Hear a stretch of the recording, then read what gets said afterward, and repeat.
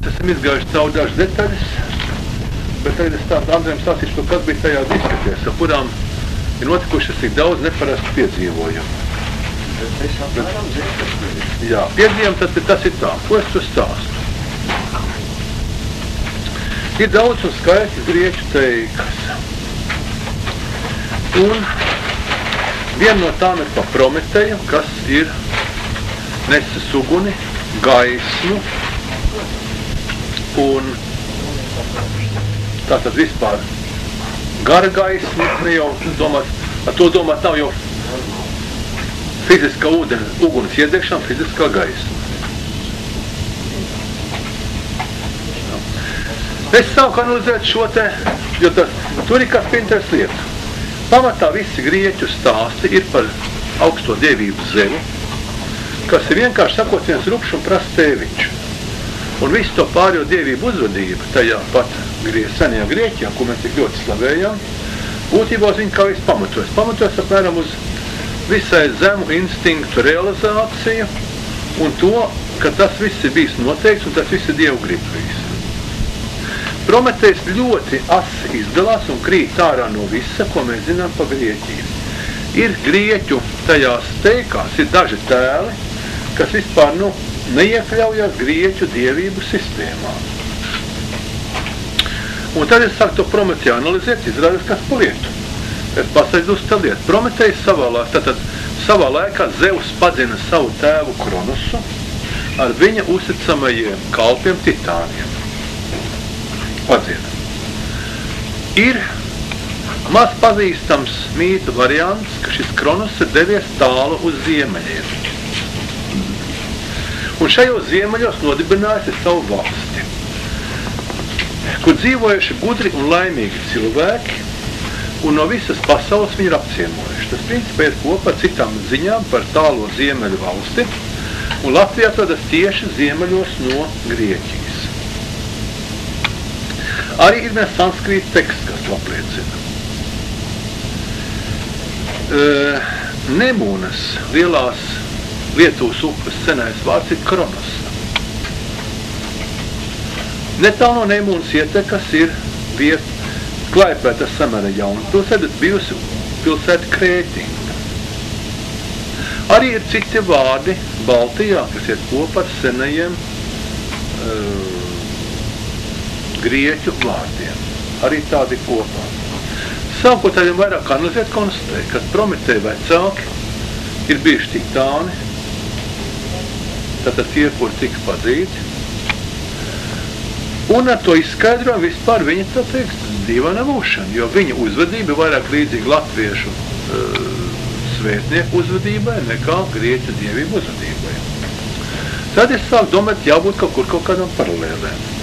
Un sāku analizēt attiecības ar vienu no zvaigžņu dainas mums. Zvaigžņu dainās, ko, ir saule. Saule ir apcerēta 5000 dainās. Nākušas apmēram kādas 70 dainās pieminēts mēnesis. Un tad izrādās, ka varbūt pat vēl vairāk nekā mēnesis pieminā Ausekle.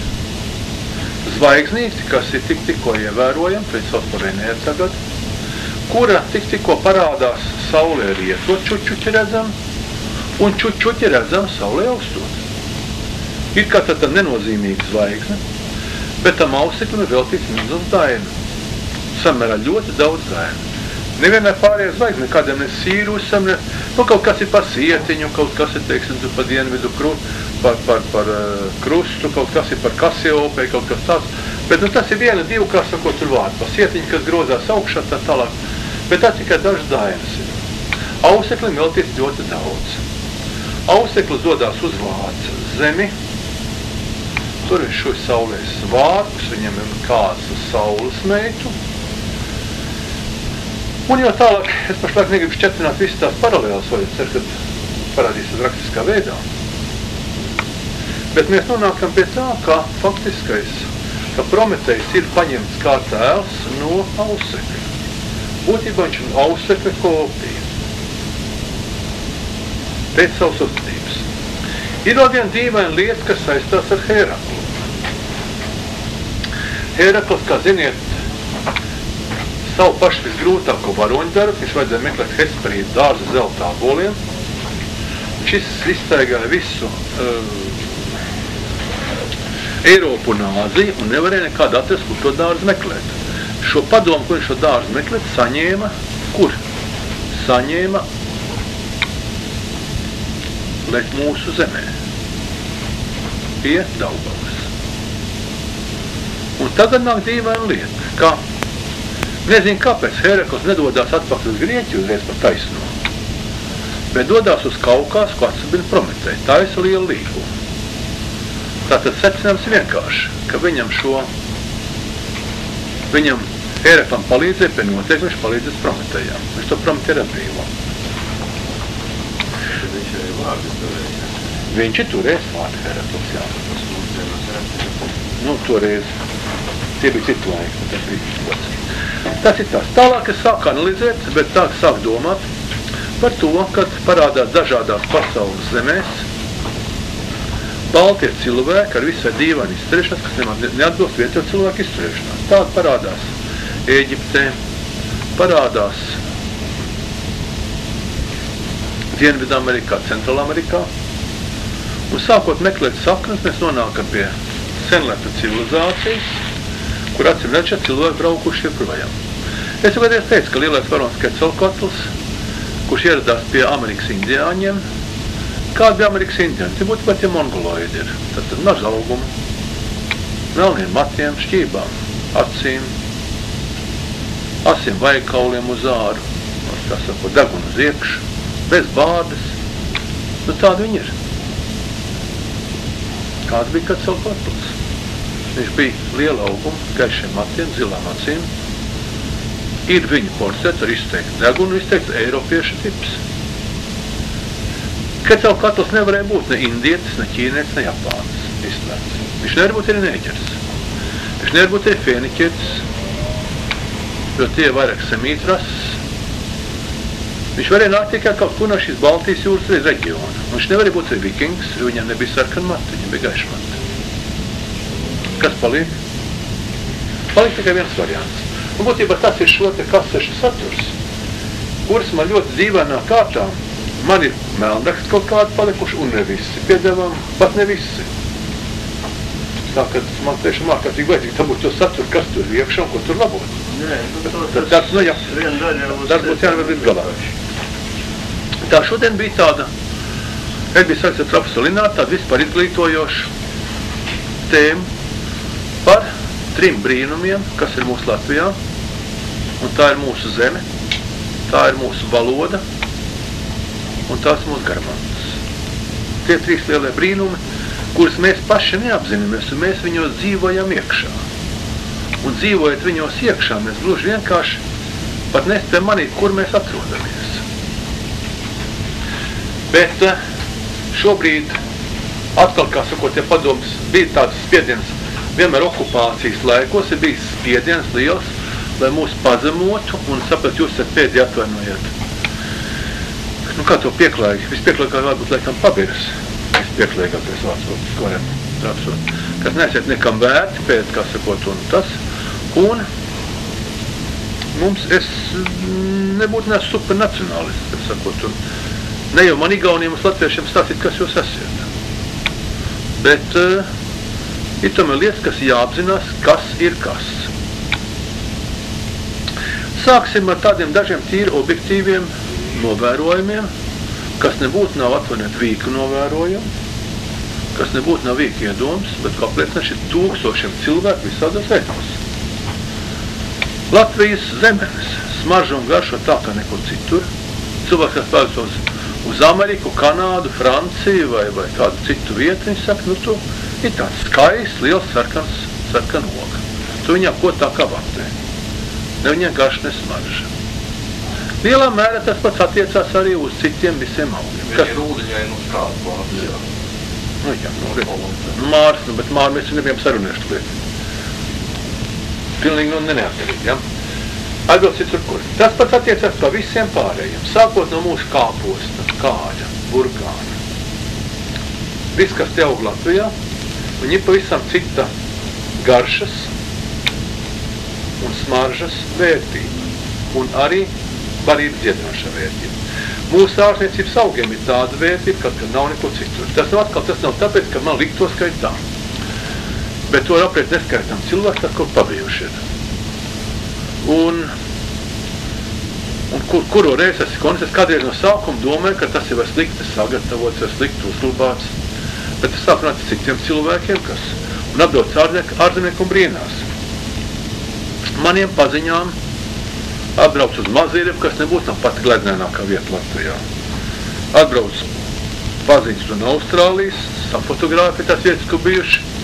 Tagad viņi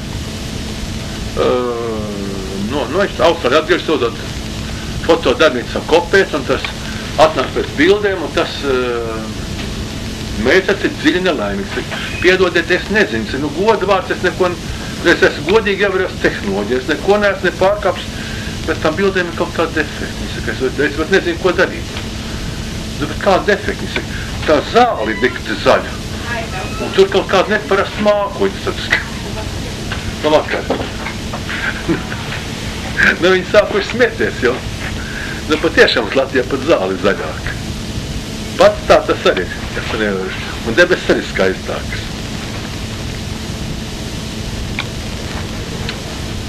Protams, būtu jājautā, kāpēc.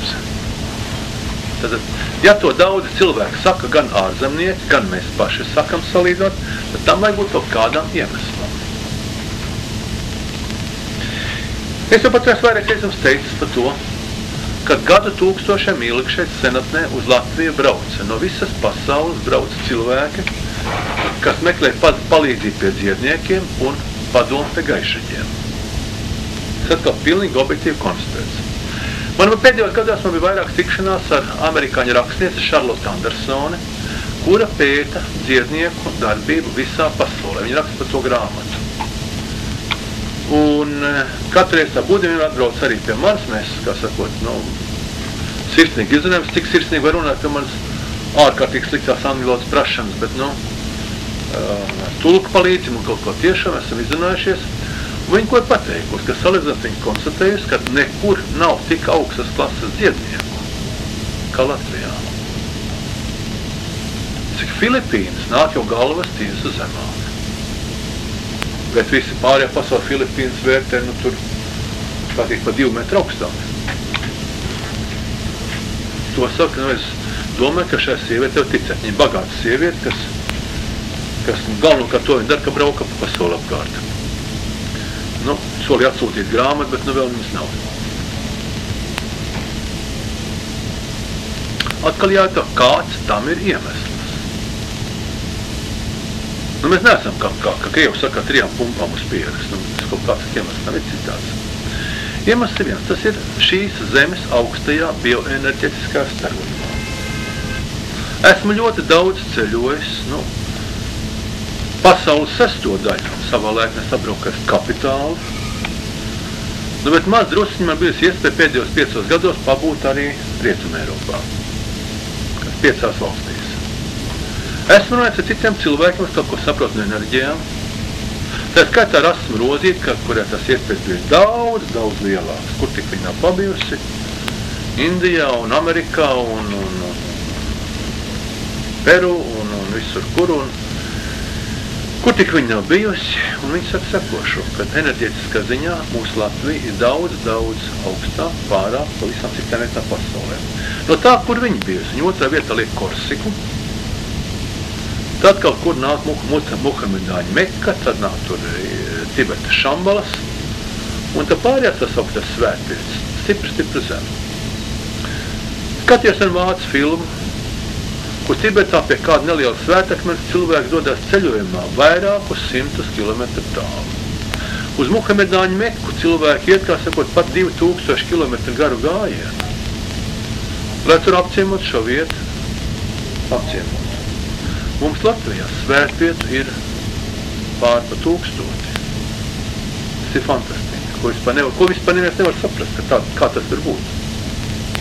Ja visā Rietuma Eiropā tikai viens svētavots, tas ir Lurdā, kur uzbūvēt katedrālu un kur cilvēki iet un ir ārkārtīgi laimīgi, tad mums Latvijā ir ap 70 svētavots, tas ir vairāk nekā visā pasaulē kopā.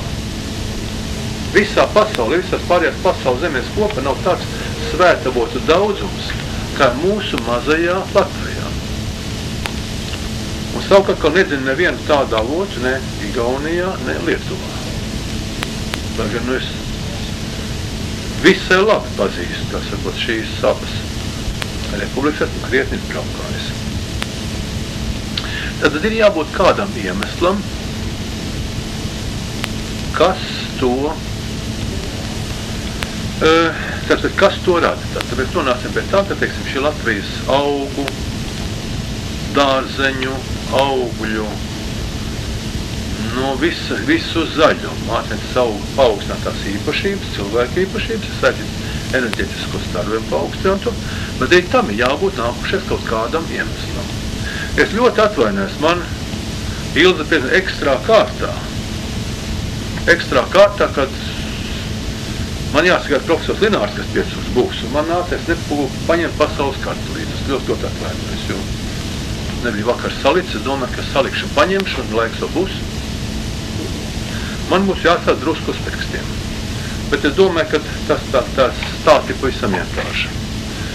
Skatoties uz pasaules karti, uz globusu, mēs redzam, ka nebūtu nav šīs, kā sakot, sauszeme uz zemeslodes nebūtu nav vienmērīgi sadalīta. Apmēram 3/4 sauszemes atrodas ziemeļu puslodē. 3/4. Un dīvaini. Ziniet, cik zeme dīvaini rotē? Viņi rotē tā, ka ziemeļu puslode saņem vairāk saules siltumu nekā dienvidu puslode. Viņas rotēšanas stils ir tāds, ka tuvāk pie saules viņi atrodas tad, kad mums ir ziema, tad, kad ir dienvidu puslodē vasara. Tālāk, mums ir ziema, tā, ka mums to saulīti dikti vajag. Vasarā, kad ir karsts, tāds gluži otrādi. Vasarā, kad ir karsts, viņi ir tālāk no saules, jo vairs nevajag tik dikti. Un tad, kad viņiem ir ziema, tad viņi ziemā saņem pavisam maz siltumu, vasarā te nepārkarst.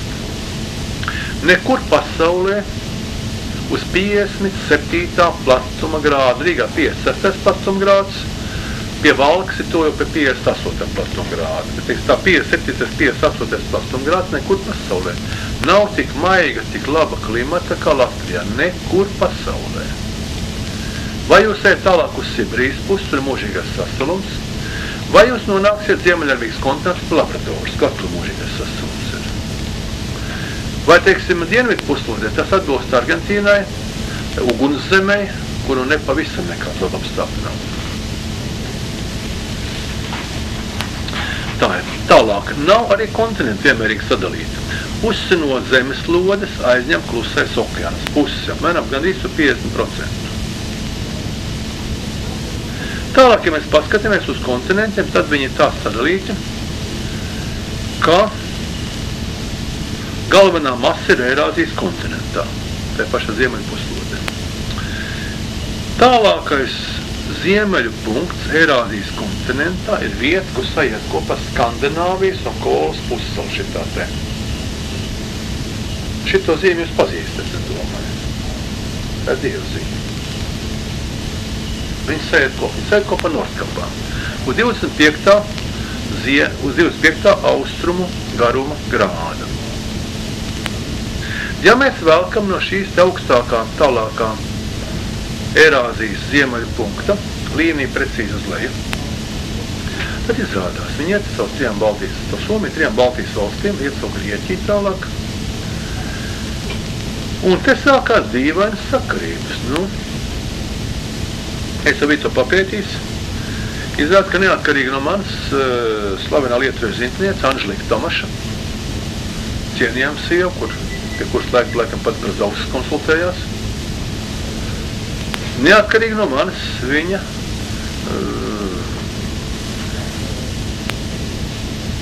runāja, ka viņas tēvs ir runājis par tādu jēdzienu kā pasaules meridiānu vai pasaules asi. Kas uz šīs asas atrodas? Šīs asas atrodas 2 centri, ko mēs varam nosaukt idus. Bet maz kā vidus, bet idus. Viens no šiem idus atrodas mūsu senajā svētvietā, Valmieras drani pa Pantenes pujēniem.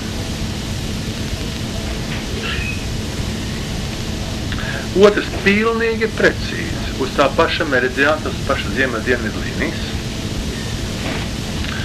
Atrodas Krētas salā, ir Idus kalns.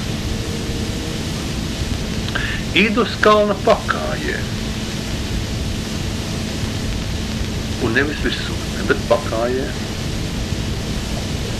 Jo caur šis meridiāns iet nevis caur virsotni, bet caur pakāji, ir pēc teikas dzīmes Grieķa augstākā dievība Zeus. Šie idus, tā nav tāda nejaušība. Es jums stāstīju, ka mūsu pokaņu centrs, senās dziedniecības un zintniecības centrs, ļoti labi sakrīt Grieķijā Peloponesas pussalā, precīzi, atkal ļoti precīzi, uz tā paša garuma grādu un minūtes ir 2 Apolloniem sasklēpī templi, kas saistīt atkal ar mūsu senajā valsti, ar dievieti Letu, kas nāca no Letu zemes. Tātad šī Latvijas-Grieķijas sakarība, gandrīz 2000 km attālumā, ir tik fantastiski precīza. Te nevar būt runa par sagadīšanos, bet par kaut kādām senām zināšanām, jo tik precīzi mērīšanas instruments un kartis, lai to izmērīt, tas radās pasaulē tikai 19. gadsimtā. Un karš un tāda nebija 19. gadsimta beigās. Bet šos svēties savstarpējs ierīkums ir bijis pēc kādiem 8 gadu tūkstošiem, vai 9 vai 10. Viņš jau ir bijis. Uz šī pasaules meridiāna ir pasaules galvenās līnijas, kas atrodas. Atrodas Valmieras zilais kalns, vieta, kur mēs taisamies braukt 8. datumā. Viņš iet precīzi, tātad šī te pata līnija iet precīzi ar Valmieras zilo kalnu. Igauniem viņi iet caur Sūrjānī. Sūrjānī ir tātad dižā saules vieta, ja mēs ļoti senā tulkam, kā dižā jāiet. Sūr, tas ir dižs varens. Bet sūr nozīmē arī ļoti senos laikos, tā bija pati cienījumā saule. Jāņu saules vieta. Jāņu saules vieta. Arī Valmieras zilais kalns es jums parādīšu to, kā tas ir Jāņu saules vieta. Viņai tie paši 3 vārti redzami, kāds mēs bijām Pavlostā.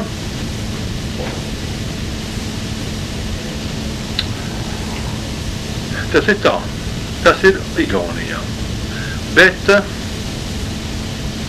Lietuvā tas iet precīzi caur Viļņu, caur Ģedimina kalnu. Neapšaubām uzbērts kalnu. Tikai tā enerģija ostēt pat stipri drusku nevis virs kalnu, bet viņa ir drusku zem zemes. Un blakus Ģedimina kalnu, precīzi, kas uz šīs līnijas uzbūvēt, ir viena no viņa pirmajām katedrālēm, ko teikstās, ir uzbūvēt pagāna svētvietā. Šajā katedrālē, kas esat Viļņā, kad viņš pašā centrā iet iekšā, nevis katedrā, bet tur pagrabos var iet iekšā, pagrabos. Un tā pagrabos, tu jūti enerģijas plūsmu, kas tur iet cauri, tieši pagrabos iet iekšā.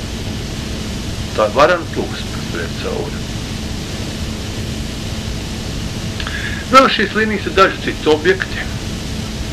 Daži citi objekti, vien no tiem ir Aizkraukles pils kalni, 2 gabali, kas ir tā kā, esam kādreiz runājuši par to 2 pauguriņu veidā. Tā skaisti viņi ir. Un tā galvenā plūsmas līnija pa viņiem pa vidus cauri. Un vēl šīs plūsmas atrodas ļoti interesants, viens no Latvijas augstākajiem svētakmeņiem, Melkitāra akmens. Netā no Skrīveriem, kurš būtu tulkojams kā augstā debesu priestera akmens.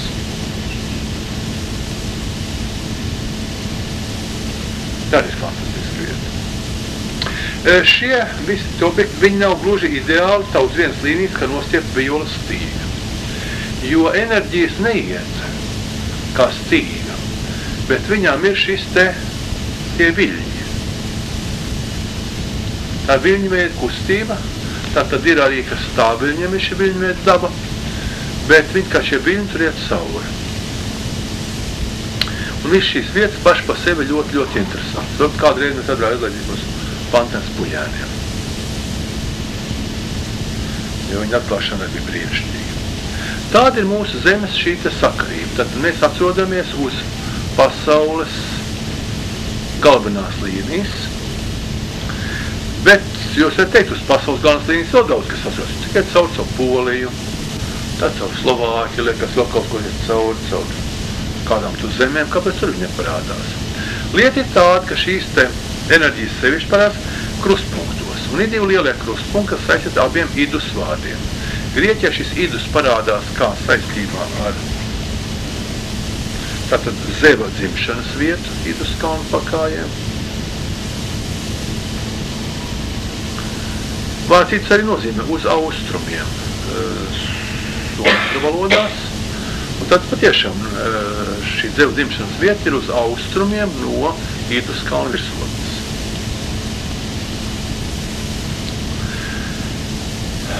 Nu, divi krustpunkti. Kāpēc šie krustpunkti atrodas tieši šeit Latvijā un Grieķijā? Un te ir divas tās lietas, kas saistās kopā tādi, teiksim, zinātnes, kā matemātika, teoretiskā mehānika, fizika, ģeoloģija.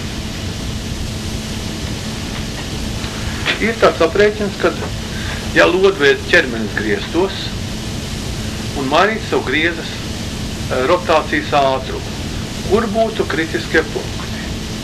Piemēram, šis lodveida ķermenis no ļoti trausla materiāla, viņš tiek spēja bremzēts, kas ar viņu notiktos. Izrādās, kad ir divi šķēlumi, pa kuriem viņš novērto zemē. Un šie šķēlumi, ja mēs uzliekam uz mūsu zemeslodes, šie šķēlumi atbilst tām vietām, kur zemeslodes atrodas vidusjūra un kur atrodas Baltijas jūra. Tieši ar šiem šķēlumiem. Ģeologi izpētījuši šo iedzemi vidusjūru. Kāpēc vidusjūra? Pasaulē tik ir tik daudz jūru. Kāpēc tikai vienai ir vārds vidusjūra? Nevienai citai nav. Un tas atkal kā sakot doma, par ko ir vērts padomāt. Pirms kādiem domā 300 miljoniem gadu ir bijis viens vienots Pangejs kontinents uz zemes, kas ir, iznācis ārā pirms, kas no jūras dibena. Būtībā viņš bijis tā, ka tāda milzīga pankūka, vai tā, ka, teiksim, vienā vietā uzlikt cepura zemē. Tad mēs kādiem 300, kad viņš iznāca ar to neviens nevar pateikt. Daži saka, teiksim, tas ir bijis, kad jau, teiksim, Latvijas zeme ir bijusi no jūras iznākusi. Tad mēs kādiem 350-400 miljoniem gadu. No šobrīd nav precīza metoža, kā to vispār noteikt. Bet tā doma pēc 300 miljoniem gadu no šīs milzīgās pankūkas apaļās apmēram puse atdalās nost. Šī pankūka pāršķļās uz pusē. Un aizpeld uz dienu pusi no pankūkas. Viņa aizpeld nost tā pusīte. Un tad pēc kāda laika kā sapeld kopā. Bet sapeldos kopā viņas precīzi nesaies kopā. Bet paliek vidū gabals jūras, kur ir nosaukt vidusjūra. Bet tas bija pirms 300 miljoniem gadu. To, kad tā ir noticies, to ģeologi apzināja tikai mūsu gadsimtu kaut kādos, 80, 70, 80 gados. Pētot dziļurbumus, pētot tieši struktūras, ka viņas ir līdzīgas vienā otrā pusē, ka viņam vajadzētu būt kopējām. Bet kā to zināt pirms daudziem gadu tūkstošiem cilvēki? Tā pankūka, viņa gluži vienkārši nav precīzi atnākusi atpakaļ. Skatieties, kā viņa atnāca atpakaļ. Viņa atnāca nevis šitā sakļās kopā, viņa sakļāvās kopā no šitā te paliekot vienā strīpē vaļā. Kur viņi vienu uz otru uzgāja virs? Viņi vienu uz otru uzgāja virs tajā malā, kur tagad ir Himalaja. Bijušā jūras līča vietā sabrauc, kā sakot, ja divi kontinenti kopā tādu spēku, kad tu uzceļās augšā milzīgu pumpu. To pumpu sauc par Himalajiem. Un augstāk virsot Džomolungu ir 8842 metri. Bet tas ir bijis pirms 300 miljoniem gadu. Tibetā cilvēki zina stāstīt, ka Tibetā augšā, tur augšā kalnos, sniegoties kalnos. Tibets vispār vidējais augstums jau 3,5–4 tūkstoši metru ir. Bet cilvēki zina stāstīt, ka tur ir bijis jūras dibens. Ka tas ir bijis jūras līdzes, un tad tie kalni celšies augšu. Bet atvainot, cilvēce kā tāda, no viņa augstākais saka, ka viņa 5 miljonu gadu vecs augstākais. Bet kā var zināt to, kas bijis pirms 300 miljoniem gadus? To, ko ģeologi noteica tikai šī gadsimta 80. gados. Bet šīs teikts ļoti sens ir. Tātad gan par vidusjūru, gan par Himalajiem. Cilvēkiem ir tāda ziņa, ka ir 300 miljonu gadu vecs.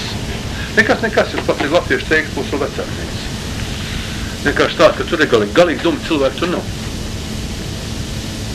Tas ir sanācis kopā. Tagad ir divas, tātad šī te zona, tas ir, un šīs šķēlumu zonas, kā ziniet, ģeologi un fiziķi nākuši pie no tam domām, kad lielais ādaru tīkls, lielais starojuma tīkls ir saistīts ar šķēlumiem vai plaisām zemes pamatklimtājā.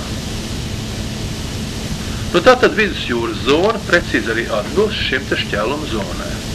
Ja mēs paskatāmies ziemeļu daļu, šeit ziemeļu daļā gluži vienkārši nav veikti šādi pētījumi. Viņi nav veikti. Viņas ir grūtāk veikt, tas ir bijuši brīnuma padarīšanas. Brīnuma padarīšanas bijuši tajā ziņā, ka ledus laikmets ir noticies, un tas nav vienīgais ledus laikmets, bet acīm redzot, pat cik arī šī ir bīstamā šķēluma zona, tad jādomā, ka Baltās un Baltijas jūras daļa nebūtu nav nejaušama, bet arī šķērsēša šķēluma zona. Arī šajā malā ir cēlies uz augšu milzīgs kalns, kas ar to ir saistāms. Tāpat, kā tur cēlās Himalājas saduroties, arī te kaut kas saduroties cēlies. Jo bija kaut kāds pamats, kāpēc notika ledus laikmets. Ledus laikmeta centrs ir bijis tagadējās Baltijas jūras, Botnijas līča ziemeļu daļā. Lai tur varētu krāties sniegi un ledu un pēc tam nākt zemē, tu vajag būt kaut kā milzīgi augstam kalnām. No otras puses, ja mēs izskaidļojam to sanesu biezumu, ko sanesis ir ledus laikmets, šeit, Baltijā, tātad, sāksim tur Igaunijā, Latvijā, Lietuvā, Polijā, vēl tālākai Ukrainā, izskaidrot šo sanesu daudzumu, nav grūti aprēķināt, cik augsts ir bijis tas kalns, no kur tas viss ir šļūcināts zemē. Es negaloju par saviem aprēķiniem, man nav tik precīzi ģeoloģiskā ziņas, bet ņemot, teiksim, tos datus, kas bija manu iespēju robežās, man iznāca, ka šī kalna augstums varētu būt bijis pāri par 15 kilometriem. Tas jums nav kaut kāda Džomolunga, te nav kaut kāda nieka Himalāja. Tas ir viss kārtīgs kalns. Jo nav cita iemesla ledus laikmetam. Ledus laikmets citās vietās nav bijis uz ziemeļpuslodē, tikai šī malā. Tātad šīs saistības acīm redz kaut kādiem zemes pārvietojumiem. Bet tad, kā mēs nonākam pie šī šķēluma zonas, ko arī paaugstāt bioenerģētiska aktivitāte, un tātad Latvija atrodas uz pasaules galvenās līnijas un šķēluma krustpunktā. Mēs nonācam pie tā, ka ir divi šķēlumi. Tagad es kaut ko ļoti būtisks jums pateikšu, kas ir, par ko man droši vien sitīs pamatīgi. Tātad šīs uz pasaules galvenās līnijas ir divi šķēluma zonas. Ir tātad ziemeļu zona, jeb ziemeļu krustpunkts un dienvidu krustpunkts.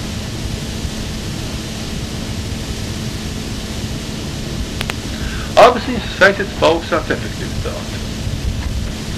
Bet sakiet vēl vienu lietu. Ja mēs parēķinām paskatāmies to garmantu, teiku, mītu, pasaku, morāles, ētikas un citu visu, teiksim, tautu kultūru veidojošo ētikas sastāvdienu, kultūru veidojošo sastāvdienu, summu kopā. Vai tas būtu ap Vidus jūru, Melno jūru, Kaspijas jūru, ejam tālāk ārā uz Himalajiem. Un salīdzinām to tautu morālu un ētiku, kultūru, uzskatiem, mītiem, dainām, kas ir šie Ziemeļkrustpunktā. Mēs varam ārkārtīgi būtisku starpību.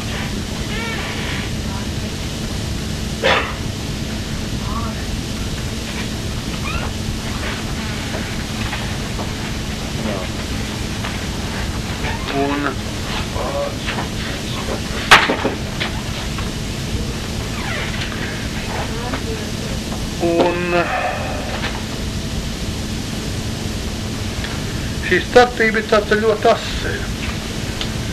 Mirdz Ķempe, kas nevienu darbu ir pārtulkojusi no, viņi tulko no angļu, tulko indiešu darbus. Viņa mazs ieradās uz viņu nekur ārā izbraukt nedēļu, jo viņa ir buržādiski izcelsme, nezinu, Ķempē, kā ziniet. Un bijis Dēriks Ādamsons un ļoti interesants kungs.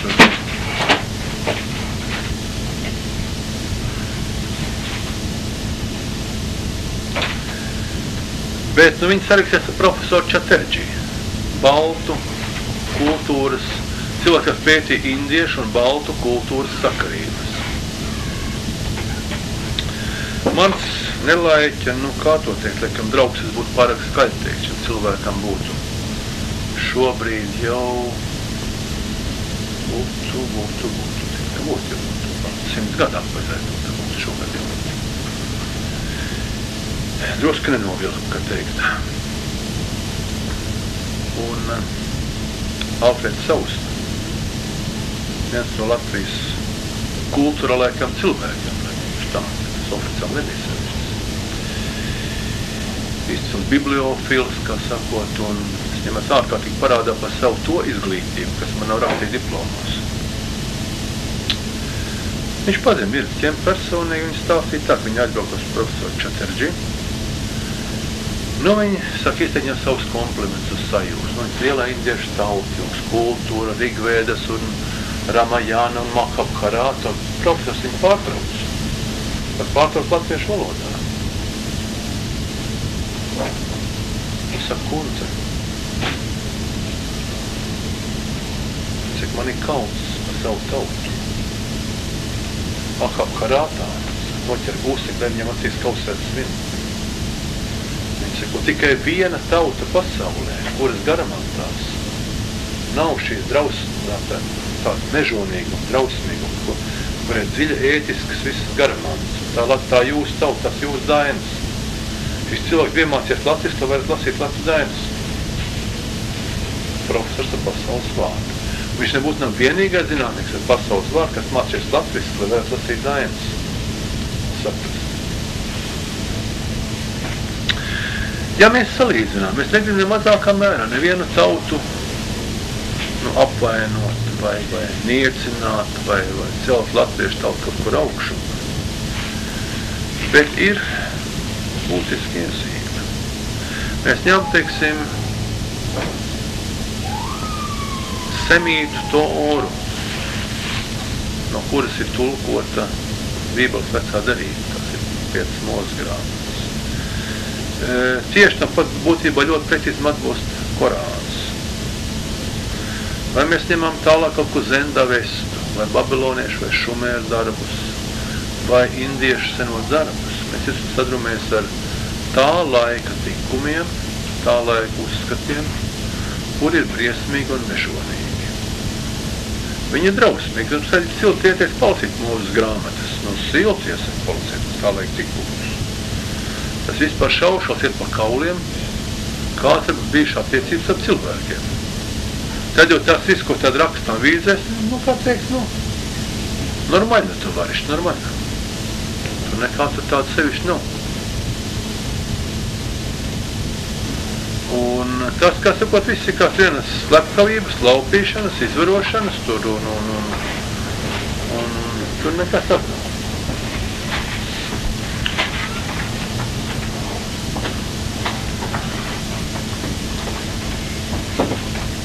Tā, kamēr jūs izgājat ārā, tik mēs stāstīt tā dzīves atgadījums, bet būtība ir, lai jūs pārāk daudz nezaudētu, bet būtība ir tāda, ka latviešu garamantas salīdzinot ar, tātad šīs Baltijas jūras reģiona garamantas, tas būtu gan Latviju Dainas, gan Igauņu Kalevipoegu, gan Somu Kalevalu, Somu Karēļu Kalevalu salīdzinot, piemēram ar ebreju Toru, tas Bībeles veco darību, ar Irāņu Zendavestu, ar, teiksim, Ahab Karātu, Ramajānu, ar teiksim, poēmu pa Gilgamešu vai citām, teiksim, tā reģiona būšnam. Mēs konstatējam, ka latviešu garamantas, mūsu šī reģiona garamantas ir ētiski ārkārtīgi augstas salīdzinot ar tā reģiona garamantā, morālu un tādu. Nu, nav mūsu garamantās tādas lietas, ka, teiksim, ka tur par to, ka tēvotis savu mazmeitu izvaro, kā sakot, vai tur uzbruk kaut kādiem tur, nezinu, kādos nolūkos. Nu, nekādi jūs neatradīsiet tādas sižets vispār, pat pieminējumi tāda nav vispār. Nav pat pieminējumi pat visām tām darīšanām, ko mēs tur redzam. Nav nekādi pieminējumi par asiņainiem upuriem. Viņi vienkārši nav. Nav pat, teiksim, mūsu dainās iekšā tāda ļaunuma jēdziena kā tāda. Un jūs viņi arī Kalevalā neatradīsiet šo ļaunuma jēdzienu. Ir, kā sakot, būšanas, kas nav izcelāta. Ir ievazātās pasakas, kas ievazātas viduslaikos caur vācu baroniem, caur vācu iebrauciem, un tas ienākuši ir, kur mēs atrodam arī dažādu veidu nežēlību, bet viņas nav dominējušas. Tās nav galvenās. Viņas ir, bet viņas, pilnīgi redz, ka viņas ievazāts ir tīšam iekšā. Nav mums šādi lietas bijis. Un esmu daudz kā domājis, bet kāpēc tā tas ir? Nu, ar ko tad, kā mēs būtu labāk vai kā? Un tad es vienā sapratu. Ja mēs paņemam šo zemes griezumu, tad ņemam zemeslodi. Tas tā būtu tāboli. Mēs aizsam divus griezumus. Augšā, teiksim, tuvāk pie kātiņa viena griezumu un tuvāk pie vidus otru griezumu. Tad, lūk, uz zemeslodes iznāk, ka griezums pa Baltijas jūru ir vairāk kā 2 reizes mazāk šķērs griezumā nekā griezums pa vidus jūru. Vidus jūru, Melno, Kaspijas jūru un tālāk. Jūs zināt, ka, teiksim, nostiepjot 2 stīgas, viena garuma, teiksim, viena ir tievāk, otra resnāk. Kādas būs vibrācijas? Viens būs smalkāks un otrs būs rupjāks. Tad šeit bija pret šo zemeslodes šķelmi smalkākas vibrācijas un pret to rupjākas. Tajā pašā laikā, teiksim, mēs nedrīkstētu aizmirst sakošo lietu. Kad tie dziļi pateicības teiksim, tie darbi, kurus esam veikuši, mēs nebūtu veikuši, tomēr zināmā mērā bez arī šo dienvidnieku filozofijas saprašanas. Kas ļoti būtiski, ka daudz senās zināšanas saglabāts ir šo dienvidu šķēluma tautu kultūras mantojumā. Un it īpaši es gribētu pieminēt ķīniešu un indiešu. Ķīniešu filozofiju. Būtībā ķīniešu filozofija bija tā, kur saglabāja sistēmu. Indiešu mīti, viņi paši pa sevi ir kaut kas tik briesmīgi juceklīgs, tikpat kā Ļeņina raksti. Tur visu, ko izlasīt, ko tu te gribi. Tas vienīgs atvainot no biespus, pat rakstu palikties. Viņi tika sakārtot 20. gadsimtā uz ķīniešu filozofijas bāzes. Un gribētu arī pateikt to, ka, teiksim, tie darbi, ko esam veikuši Latvijas senatnes izpētē, sistēma izpētē, dainu šifrēšanā, simbolu attiekšanā, jāpateicas lielā mērā arī tā literatūrai, kas ienācieši, kas jau šo filozofisko bāzi, jo mūsu dainas atvainot ir, viņas jau nav saliktas normāli, viņas ir Krišāns Barons godam sakārtot pēc savu saprašanas viņas, bet tur jau visu laiku jūgas sadzīvis, kāds ar zintnieku dainām kopā. Tā, tas būtu tāds ieskats par neparasto zemi, kurā mēs dzīvojam. Kāpēc tad šī zeme ir tāda, ko Hronis Brēmens Ādams apraksta, kad uz šeini braukuši cilvēki no visas pasaules pēc padomu, pēc veselības? Tātad šīs zemes enerģetiskais starojums ir tāds, kas ļauj viņu izmantot cilvēku veselības un padomdošanas labāk. Protams, te var jautāt, kāpēc mēs Latvijā te visi neesam ģēniji no vietas? No vienas vietas neesam ģēniji, dziednieki, zintnieki un tā tālāk. Mēs esam tik to neapzināmies, jā. Un ir otra lieta, kā sakot, ka zemīte jau pat pa sevi augus nedod. Zemīte dod augus, tad, ka viņi kopējas. Un ir vajadzīgs, kā sakot, šīs te pamatzināšanas, lai mēs varētu tās būt. Bet mēs varam būt daudz kas vairāk, nekā mēs esam. Mēs neapzināmies to, ka mums ir dotas ļoti liels iespējas. Mums tātad tos gaišākos cilvēkus novāc uz pārējos, kā sakot, izslēgst nievā, jo šobrīd neviens to neapzinās šīs Latvijas zemes vērtību izcilo. Un apzinoties šo zemes vērtību, mēs nekad netiksim, nevarēsim sacensties ar lielo valsts rūpniecību. Mums ir ļoti mazas cerības līdzināties viņu lauksaimniecībai. Ir īpaši pie tā, ka mums nav nekādas sevišķas cerības, ka nomainīsies stils, kā tiek veidot mūsu Saeimas, parlaments un valdība, ka valdībā parasti saliek partijas stulbeņas, kas ir daudz dumjāk nekā padomsaimnes laika ministri. Un ievērojami dumjāk ir. Ar ļoti retiem izņēmumiem. Mēs netiksim uz aizsardz, bet, kā sakot, bez šīs iespējas, kas bija senatnē, jā, ar to mēs varam būt noderīgi. Ir sev nopelnīt iztiku, cilvēci iedot labu. Vismaz tā es saskatu mūsu zemes nākotni. Es nesaskatu to, ka kaut kādā brīdī, teiksim, webs varēs sākt ražot dators, kas pārspēj IBM. Tas tā kā ne mums ir tādas laboratorijas, un mūsu spodrība nekad farbena industri nevarēs mēroties, un rapiņš nekad, kā sakot, nevarēs tuvoties no kaut kā Renault vai Fiatā. Ir tik vienkārši tā, ka, Bet zin, tas pārspēj pārējīs pušu. Bet augstkārtieši pamatē uz mūsu dabiskajām. Tikai uz tām. Tikai uz tām, un mēs esam. Ja mēs arī, kā saka, mums varam palīdzēt, teiksim, mūsu zemniekiem, ja, kā saka, dot, kā saka, viņiem, kā saka, teiksim to, ja, lai viņi savu produkciju bez tās ķīmijas, izcārā, kā saka, uz riepuņiem. Jā, tas ir vienīgais, uz ko mēs varam izēt. Vienīgais. Un tas mums jāapzinās, tas ir tā, bet, jāpanāk, lai viņi nāk šeit pakaļ pēc tas produkcijas. Tur viņi nelaidīs viņiem. Tur jā. Bet, pamazītiem tas ir, kas es redzu vienīgo, apzinoties, kas šo te mūsu vietu pasaulē, pasaulē kā sistēmā, izriet arī, teiksim, viss iespējamais, kā mēs varam dzīvot un iztikt. Otrs brīnums tā ir latviešu valoda. Protams, valoda pasaulē ir daudz, kas viņi vairāk tūkstoši, un katrs valodies sakot, kas interesants savā valodā. Es gribētu teikt to, ka latviešu valoda tiek atzīta no ļoti cienījumiem valodniekiem par pašu vecāko dzīvo valodu pasaulē. Toms nezinu, kāpēc rūpīgi slēpj.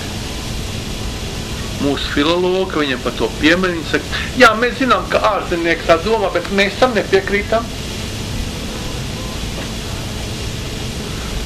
Kāpēc nepiekrīt, es saku, to viņi nevar paskaidrot.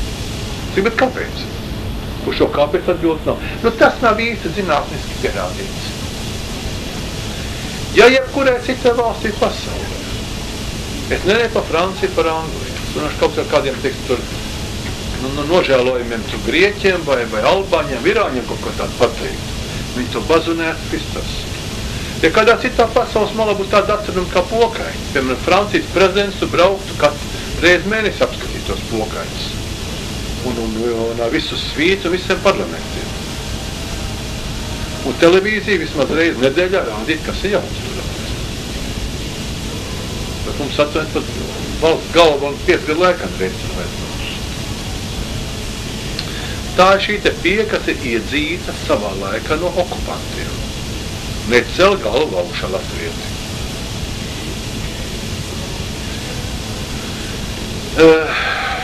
Jā. Lūdums teica, cel galvu augšā latvieti, tad mums iemācīts necel galvu augšā. Un viena no, tiešām tāda, ka mēs varam celt galvu, šeit ir mūsu valoda. Mūsu viena no visfantastiskākajām valodām, kuras konstrukcija ir vienkārši abrīnojama. Valodas kā sistēmas. Jā, ir lielās valodas, ir krievu, angļu, franču, vācu, itāļu, ķīniešu. Es negribu neko nicīgi izteikties, bet būtībā tas ir tāds vārdu samārstījums, kas nāk no dažādām valodām, vārdi, kuriem savā starpā nav būtiskas sakarības. Angļu vispār nav valoda. Ne tās vispār nav, arī krievu vispār nav valodas, ja tā nopietni. Arī tā nav valoda. Viņai valodas pazīmes, bet tā nav valoda, vispār no tāda vispārēja viedokļa. Paņemsim, teiksim, tā no vienas saknītes nāk ārā tā, ka tāds vesels koks, kas zarojās attiecies zaļi.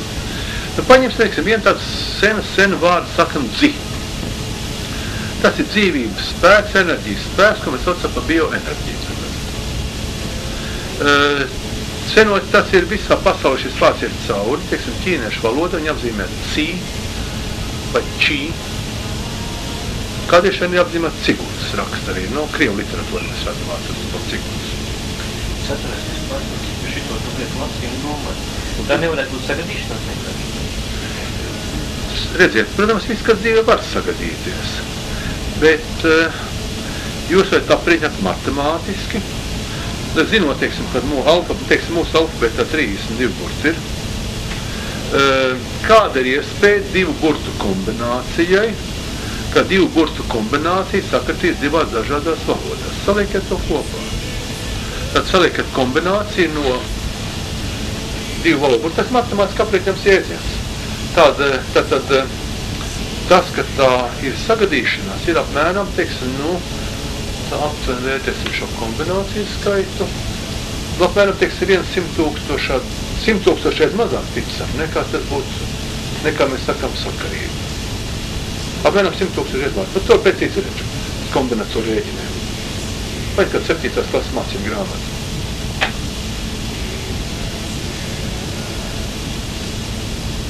Tātad 100 tūkstoši reiz lielāka iespējama, ka tas ir likumsakarība nekā sagadīšanās.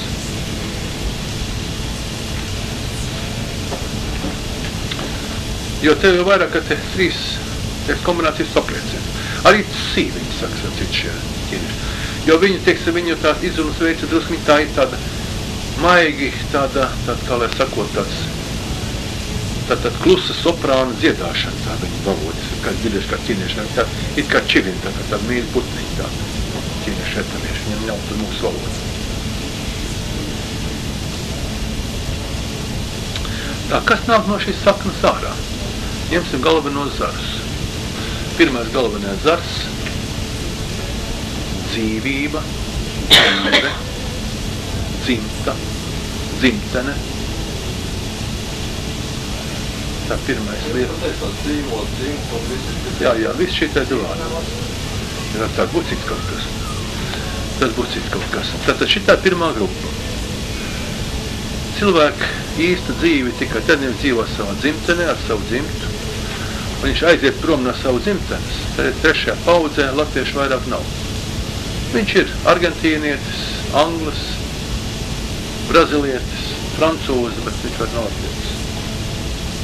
Tā tas ir bijis. Un ilgus gadus vispār mūsu talantīgākie latvieši ir papildinājuši vāciešu, krievu un angļu rindas ir vispār papildinājuši. Nākošā būtu tātad dzimšana, dzemdības, kā sakot, un dzemdēt, tas būtu otra rinda. Trešā rinda noteikti nāk par zīlēt. Domāju, ka senatnē viens no zīlēšanas veidiem ir metod zīles. Zem svētā koka ozolkram šī zīles krīt. Kas zīles tādas zīles.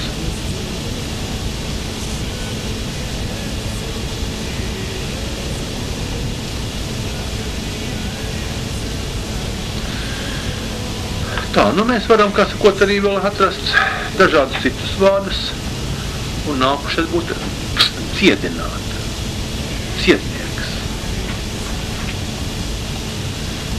Senie dziednieki dziedināja sakot dziedināšanas vārdus ar dziesmas palīdzību. Un dodot slimniekam zāļu ārstniecības augu cirumu.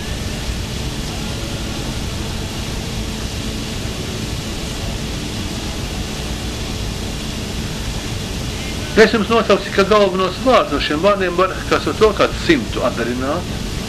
Tas tiešām tā, ka aug milz ozols, un tās vienas zīles, tas aug ozols, kuriem ir resnie zari, no resniem zari nāk vidējie zari, mazākie zari, zariņi, un kas salapo kopā.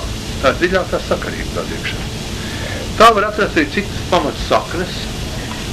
Ja jums ienāk kaut kas interesants prāt, jūs patināt, es būšu priecīgs, ka es varētu, kā sakot, uz nākošo reizi kaut ko pateikt, parādīt, uzrakstīt. Tā kā mājas darba. Divnieks neliksim. Kas neizdarīt, tad kaut kas interesants ienāk prātā šajā sakarībā. Visa mūsu valoda šajā sakarībā dziļi saistīgi sakarīgi konstruēta, kas nav citās pasaules lielajās valodās. Ja tulko no latviešu valodas, latviešu valodas, tulkojot citiem tulkojumiem, korektu tekstu, tad visu citu valodu aizņem lielāku, garāku tekstu, ko latviešu teksts. Jo grūti sakarīgi izteikties. Un vēl kas pa lietu. Mūsu vārdi ļauj mums izteikties daudz līmeņu simbolos. Dainis saka, tev lietot daudz līmeņu simbolus, un tāpēc latviešu dainis vispār nav iztulkojams. Tā labākās gribas, viņas nav tulkojams. Viņas var pārcelt tos vārdus kā nebūt, un bet tur, kā sakot, viņi zūd, jau zūd, kā sakot, tas tikpat kā no skaista roža krūma paliknes tas māc čakariņš pāri. Un viņš tas ir izzudis. Vēl šai valodai. Šī valoda ļauj salīdzinot, kā sakot, dažādu tautu dziedināšanas vārdus, jebkuram vārdus, kā sauc. Es esmu dažāds citu tautu formulas salīdzinājis. Tas arī tās formulas, kas ienāca iekšā Kālim Straubergam. Ļoti interesants pētījums par viduslaikos ienākušiem buram vārdiem. Ak, to Dievs, kas pa veciem pārstāstiem ir. Būtībā tas vairs nav buram vārds, kas darbojās uz vārdu skaņu, bet tā ir garā pentere, kurā vienkārši tas nabags slimnieks ir apdulināts uz kaut kāds hipnozes pamats. Man tās grāmatas kopija, tas ir kaut kas raks vesela lapas puse ar to, ko mums pasaka īsā dainā. To, ko mums pasaka īsa, kā sakot, to daina pasaka, tur, teiksim, tie paši asins turēšanas vārdi. Dauga viņa apturēja, mieta dūri vidiņā. Viņš nostrādā, viņš darbojās. Bet tā pentera, kas, kā sakot, tur ir no ielikt ar šo, teiksim, būtībā, kas ir ievazāta, tur ir vesela apspus, kam tas timnieks var nosiņā, kam ir tas. To nemaz strauji nevar lietot straujām vajadzībām. Bet, teiksim, mūsu vārds ir iekšā, Latvijas dainās, tāds pēc nāks. Es arī nesācies, bet varbūt, neteiksim, nav ugunsvārdi nav bijuši, bet varbūt vienkārši mēs nemākam viņus atrast. Jo vienā otrā gadījumā, gluži vienkārši mēs, man tā ir arī bijis, kad paiet, es to dainu lasu 20 reižu, 21. paga, bet iet šitie vārdi. Man pašam tā bijis, es pamazam mācu tos. Tos vārdus, kas ir ļoti bieži un atlasināt, teiksim, no viena, teiksim, pamata, ja, kas ir ļoti bieži atlasināt, kas ir ļoti daudz. Jā. Bet man liekas, ka man arī kaut kādu ugunsvārdi ir, kas nebūtu, pavisam īsu ugunsvārdi ir. Ugunsnosēšu, man jāpaskatās, man ir, es tā viņas pamazam mācu, bet kā es viņas vārds, man neko viņi kopā neuzrakstīt, es viņu gluži vienkārši lasot dainas, man kaut kur pielēs, ka pagaid, bet tas taču ir, tad, ka tas nav vienkārši kaut kāda dziesmiņa, bet ka tā ir ar dziļu jēgu. Tāpat, kā, teiksim, ka tā, teiksim, šie aizsardzības vārdi. Un nekur nav rakstīt, ka aizsardzības vārdi, piemēram, tā, kad tā gāja tumsā sētiņā, kad lūdzu Dievu palīdzi, no Dieviņa ratus ņēma. Dieva rati klusa tek, jodas un ģedzetē, bet man vajadzēja 10 reizes ilgsīt, lai es vienā reizi saprast, ka tie tikai aizsardzības vārdi ir. Tie neko nav rakstīts, ka svētceļības vārdi. Vismaz es pie viņiem, saku, daudziem lasot pats nonāca pie šīs domas, kad kam viņi domāts. Un tā mēs varam pusi to izrakstīt, iepusi es vienkārši pats atradis, skatoties to ritmu, loģiku un izjūtat, kam viņi lietot ir. Ugunsvārdi ir noteikti. Tāda ir mūsu valoda. Un šīs valodas uzturēšana. Būtībā mums ir, es domāju, ka cilvēki, kas ir domājuši atraduši brīnišķīgus, skaistus vārdus ar visā, protams, nāk jauna tehnika, nāk kaut kāds jaunas, lieksim, fizikālas parādības, nāk kaut kāds jauns izgudama aparatūra. Bet es domāju, ka daudz kur atrast. Piemēram, manuprāt, tāds vārds kā vilciens, viņš ir vienkārši lielisks atceļums. Viņš skan jauki, brīnišķīgi un tāda. Un nemaz nav tik slikts vārds sāruns vai lidmašīna. Nemaz tik slikts vārds nav tie jaunvārdiņas pareizi. Tikai vienīgi, ko ļoti pasmaidīšanai pastāstīt, kad pētot sanskrīta vārdnīcu, ar izbrīnu atrad sekošo lietu, kad vārds uzvalks sanskrītā, tad senie latviešu valodas saistība ir ancuka. Ka vārds ancuks ir pilnīgi velti izmests ārā no latviešu valodas. Tātad ir indiešu senā svētā valoda, sanskrītā, kas rakstīts, senā svētā valoda. Viņa ārkārtīgi līdzīga latviešu valodai, ārkārtīgi līdzīgi ir Rigvēdas galvenā himnā 62 vārdu sakras, no kurām 52 sakras labi sakrīt ar latviešu valodu, 30 sakras ar lietuviešu, bet ar pāriem Eiropas valodām pa 8, pa 10 sakriem tikai sakrīt. Tātad šī senā valoda ir nākus no latviešu valodas. Mēs esam devuši pamatu pasaules svētajai valodai. Pamatu. To nevajadzētu aizmirst. Cita, ka Indijā tur nav visādi šņāceņu svilpaņi nākuši klāt. Bet, ja tu atmet nostās, tas ir viņu tā čigāniskā izruna, kaut kāda nākuši klāt.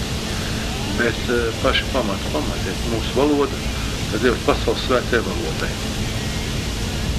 Mūsu tautas ir tā īpašība, ja, teiksim, tautas ir sāk dziedāt, jā? Tad, teiksim, pilnīgi skaidrs, kāda būs nākamie vārdi tautas dziesmai, jā? Nevienā, es nezinu, ja, kur, teiksim, kā sāk dziedāt, ja, kur nezinātājs jau zina, kādi būs nākamie vārdi, ja? Pirmie vārdi jau sāka priekšā nākamos, ja? Un šodien viss atstāja tikai, saka, tie mazās cēlītes.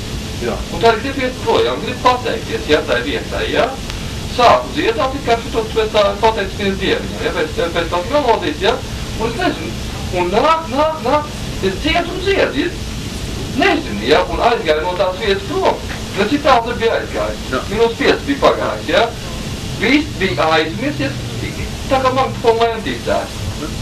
Jā, tā tas ir, vēl interesanti lieta, ko zin bērni audzināties stāstīt, kad māca viņam latviešu dziesmas. Bērni iemācās momentā, tūlīt, viņam bez grūtībām. Kā nāk kaut kāda moderno dzēnieku sacerējumu, modernās dziesmas, un nevar tas bērns nekādu viņu apgūt. Viņš ir neapgūstams. Un tikai daži dzēnieki, kas, teiksim, it kā ritmā iekļaujoties, kas šo latviešu tautas ritmu ir paturējuši. Bērniem tā ir. Trešais lielais brīdis, tad mūs tā brīnuma notiek pasaules svētās valodas sākumi. Tad tā bija svētā valoda, viņas saglabāt, mums viņu jāapzinās un jāglabā un jācenšas visos veidos ņemties pret piesārņojumiem. Visbriesmīgāk runā augstskolu pasniedzēji. Tas ir kaut kas šausmīgs. Tagad te varētu būt ekskluzīva interpretācija. Mēs šo lietu varētu, kas sakot, apskatīt no dažādiem viedokļiem, aspektiem un šitā te, un tad es cenšos pasvītrot, runāt tikai latviski, nelietot nevienu svešu vārdu, un tāpēc, kad laiks viņš sākā kas viņi nes cauri, kas to. Saka, jā, mēs varam teikt tā tulkot, redz. Trešās lielais brīnums, tas ir mūsu garamānas. Tas ir ārkārtīgs brīnums. Un tas ir pat neticam, ko viņas var pavēstīt.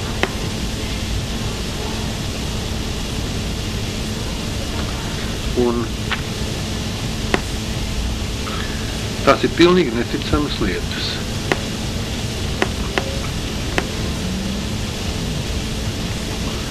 Nu tā, kas to lasīt labāk? Man vajag palūks nolasīt šito te teiku. Tā būs jāvāk ar degoni pēc tādiem puļķiņiem. Nē, tas ir pirmā lapas puse pa vidu tā. Kad Dievs ir radījis zemi, tā ir bijis savādāk. Ir bijis mīgs kā biesība. Tad nebija neviens kalns, neviens slēdz, neviens ups, ne arī ezers. Tad Dievs iedevis milzīgo bumbu, lai vēlns paturot, kamēr tā drupas attiekties. Vēlns ir paķēris, to bumbu var iesnāt un tādu turēt. Kad atnāca Dievs skatīties, jo vēlns tā uzdām kārtīgi izpildīt, redzēja, ka vēlnam lielās ķesnes bija pavisam iegrīmuši bumbām. Ar šajiem nesnajiem matiem, kad bija ieskrāpējuši tik milzīgas gravas, krievi, kad Dievs kāja. Kas piegājis pie vēlna, kāpēc šito bumbu tik briesmīgi spiežot? Dievs piegājis un gribējis nelīdzumu un drusku aplīdzināt, bet bumbu jau bija sasieties. Dievs nevarēja vairs nekur. Kur vēlnam bijušas milzīgās ķesnes un pleci, tad tagad esot okeāna un jūras. Bet kur mati ieskrāpējuši zemes, tagad te. Vīzes upe, vīzes ģēčos. Tā, nu, kāpēc es šo ņēmu pa pamatu? Šī ir, kā sakot, tas ir kā samērā jauns pieraksts, bet ir auseklim, kā sakot, par šādu ļoti līdzīgu teiku tāda jauka dzeilē top. Un kā no ausekļa dzejas atcerēt pagājušā gadsimta vidū, to laikam neviens neapšaubīs. Būtībā tāda pat teika ņem pa pamatu, lai top. Un tagad sekošas ziņas. Mēs šodien zinām to, ka Zeme ir veidosies tātad no kosmosa putekļiem vai vielas, salikusi kopā, tad ir sakarsusi, palikusi mīkst, tad sākus atzist, tad veidot relēvas. To mēs šodien zinām. Bet kad to cilvēks uzzināja? Mūsdien cilvēks, kad tad viņi to uzzināja? Viņi to uzzināja, atvainojiet, šo ideju par šo augsto kosmosa putekļu sakaršanu, no kuras, kad Zeme kādreiz bijusi mīksta, un tas tad to varētu teikt, ka tas tika uzzināts gadsimtu mijām. Par to, ka Zeme bijusi apaļa bumba, ko šeit raksta, ko šeit stāsta. Atvainojiet, šī doma tika konstatēta. Pasaules labākie ģeologi, ģeofiziķi, salīdzinot dažādu dziļurbumu datus visā pasaulē, ieliekot iekšā datorā, programmas attiecīgas salīdzināja tūkstošiem datu, un viņi to lietu secināja tikai 1980. gados, kad Zeme sākumā bijusi pilnīgi apaļa.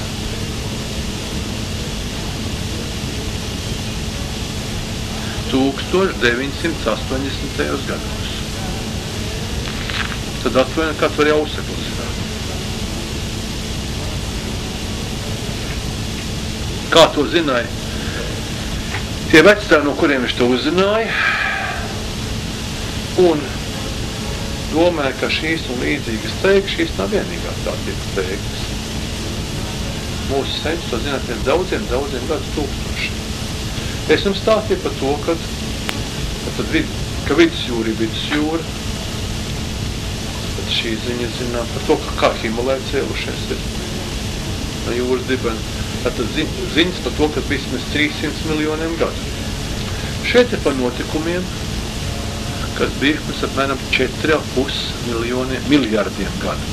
4,5–4 miljardiem gadu.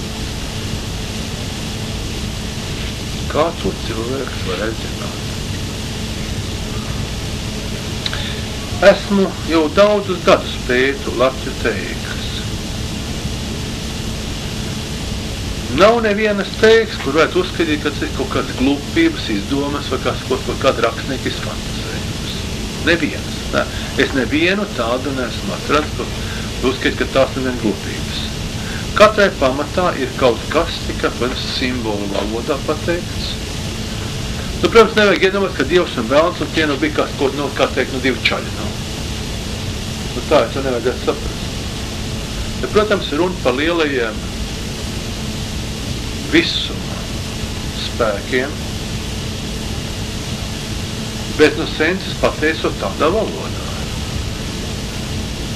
Tādā valodā pateikts ir. Un domāju, ka tas ir iespēja robežās priekš tā laika, kas zināšanām saprašanas. Man vienkārši atrast šeit dainās, tas ir ļoti korekts izstāstīts. Ļoti korekts.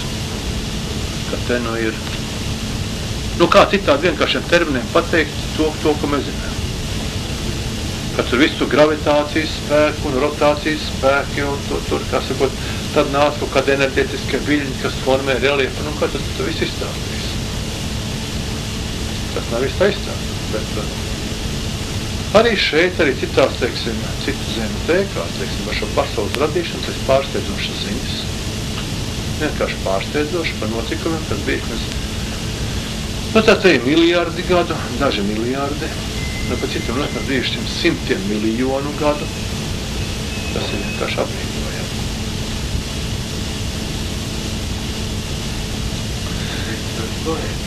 Pie tam poetiski skaisti un tu viegli atcerēties. Jā. Tagad Latviju dainas. Latviju dainās ir, teiksim, vismaz par pašu dalījumu. Viss tās, teiksim, mūsu tas, ko sauc par Latviju dainas ar tautu dziesmas, kaut mēram 2 miljonu pierakstu. Lielākā daļa no viņām ir vienkārši sadziedāt tādas brīvi dziedama dziesmas.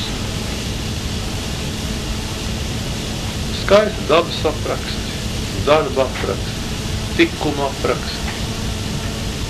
Lielākā daļa. Bet ļoti, ļoti liels ir to, un tās varētu saukt par tautu dziesmām. Tas, ko tautu dzied vienkārši. Bet tajā pašā laikā, grūti pateikt, nav pat grūti izskaitīt, bet domāju, ka tomēr ir pat 6. daļa, varbūt tā. 6. daļa no 2 miljoniem, tas, tomēr kaut kas ir. Varbūt šī 6. daļa, tātad 100 000 varētu būt. Kas stāsta par lietām, kuras no mūsdienu zinātnes loģikas nav vispār izskaidrojamas. Pat nav izskaidrojamas. Vairāk kā sakot runāt par šīm galvenām darbībām. Galvenās darbības tad būtu vai no tālu notikums senatnē,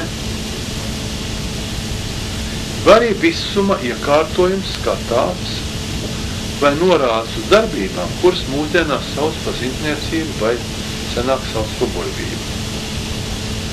Pie tam tas ir dots tik skaistā izklāstā, dzejiskā, tas ir pārsteidzoši, šīs augstās zināšanas. Mēs esam vairākas reizes viņam pieskārošies jau. Pieskārošies runāt par atsevišķām tēmām. Par šī zintnieciskām dainām arī esam runājuši.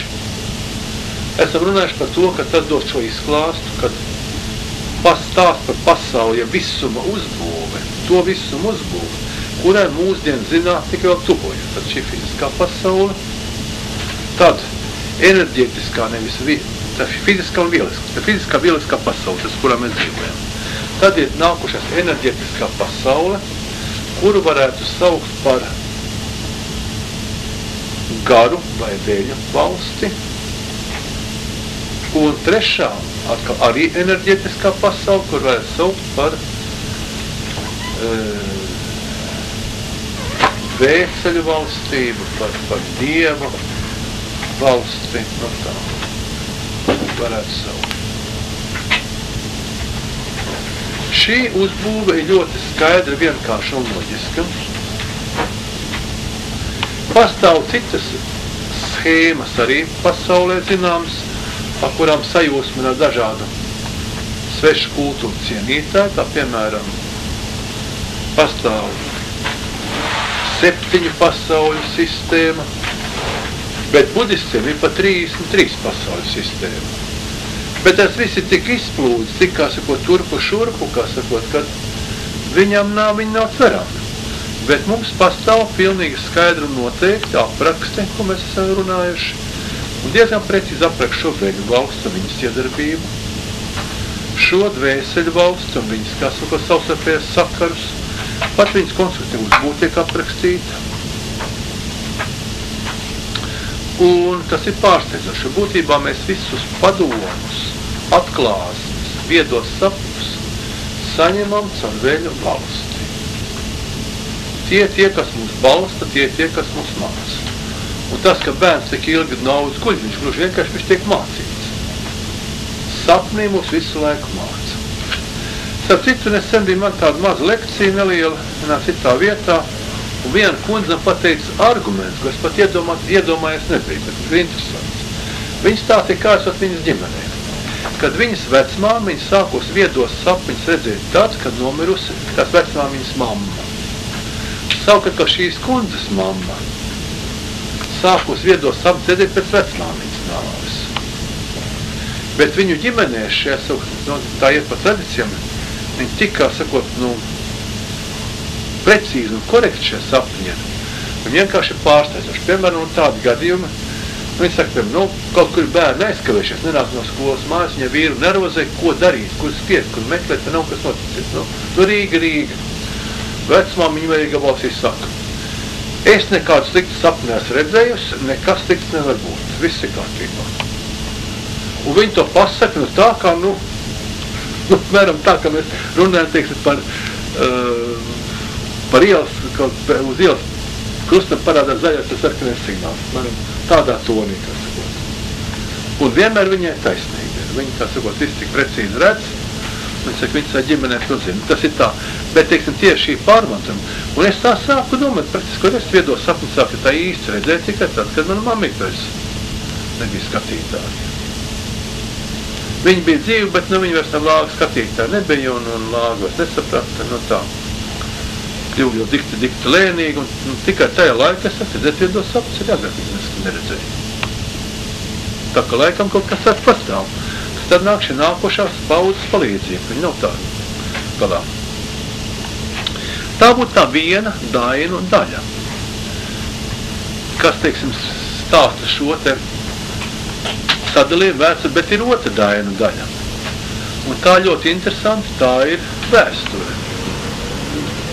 Tā ir mūsu ģeoloģiskā vēsture, kas pati par sevi ir pārsteidžot. Dainās parādās ziņas par tādiem ļoti seniem grandioziem notikumiem, kas faktiski tā. Tad ir dainu cikli par to, par mūsu tālo senatni, ka tur ir varianti par to, kas ņēma saules meitas precībām. Šajā saules meitas precībās pērkonis jāja panāksnos. Pavārtiem izjādams sasper zelta ozoli. 3 gadiņi saule raud zelta zarus lasīdama.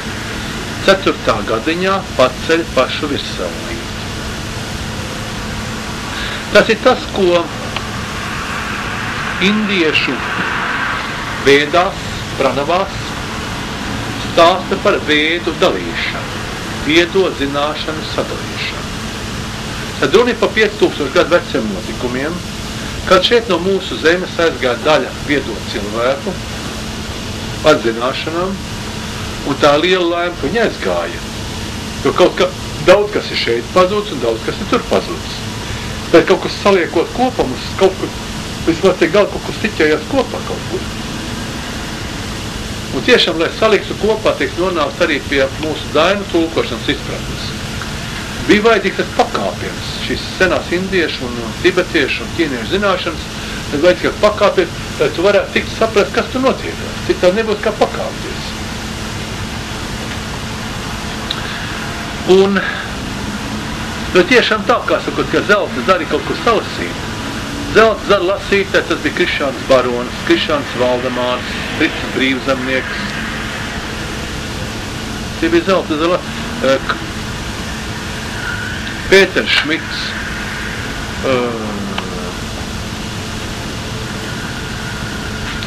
Ancis Leks Puškaitis, tie bija zelta zara lasītāji.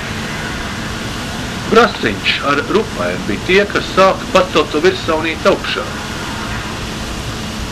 Sāka saprast, ka mūsu dainas nav vienkārši izsvaidīti, kā sakot, kāda nebūtu saistība, bet ka viņi saistām kopā.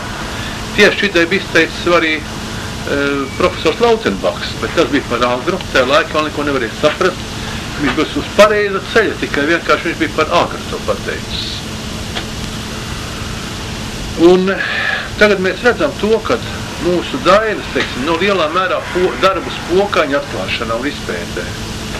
Dainas ļoti daudz palīdzēja. Ļoti daudz palīdzēja tieši dainas. Dainas bija būtiski norādījumi par pokaņu darbību, par grāla kausiem, par kosmiskām dzirnām, visām šīm lietām. Bez dainām tas nebūtu bijis atšifrēts. Nekādā ziņā. Dainas tiešām vēra vārsts vaļā uz vienu pēc otru. Šīm tālām sakarībām. Šobrīd mēs esam tajā līmenī, ka mēs sākam cert augšā virsaunīt, sākam saprast, kas tur ir. Un brīnišķīgākais tas, ka mēs varam saistīt kopā Latvijas senatni, svētvietu iekārtojumu sistēmu, zinātnieku darbības sistēmu, Latvijas dainām. Viņas, jo tālāk mēs sevi, viņas vairāk sienās kopā, kas ko tur. Un katrs, kā sakot, nākošais dainas atklāts, ka palīdz atkal mums tikt uz priekšu praktiskā darbībā. Tas ir tātad par šo lielo dalījumu, par šo ciklu. Tas ir pirmā cikla daļa. Otrā cikla daļa, kuras pašā samaktē, tausētas cikls ir. Es praktiski vēl vienu minūti, es lūk nobeidz, ja? Un trešais par lieliem kosmiskiem notikumiem, kas ir bijuši. Tieši kosmiskie notikumi, kas ir nelielā dainu ciklā par to, kā par ledus laikmetu sākumiem. Ledus laikmetu sākumiem bāreņu dainās, un ledus laikmetu sākumā, ko daina cikla par to, kad ir norauts savu zemes vainadziņš, kad uz ilgu, kad kādu laiku zeme bijusi tumsā, un nav gaismas tikuši cauri, tie notikumi, kas ir 100 000 gadu veci. Un tad to es daudzreiz teicu, vēlreiz atkāpēc, arī jauni cilvēki ir, kad par to mūsu dainu vecums ir 60, 65 gadu tūkstoši. Bet dainās atspoguļotas ir arī zināšanas un notikumi, kas ir tātad vismaz 100 000 gadu veci. Un mēs varam tikai kā lielu mīklu atcerēties to, kā to varēja izdarīt, kā to varēja saglabāt, kā to varēja atcerēties. Tas paliek mums tas lielais noslēpums. Kā caur dzimbūšanu, apspiestību, kariem, mēri, vadu, kā gan mūsu seģi saglabāja šīs zināšanas augstājas. No to mēs varam tikai brīnīties. Paldies!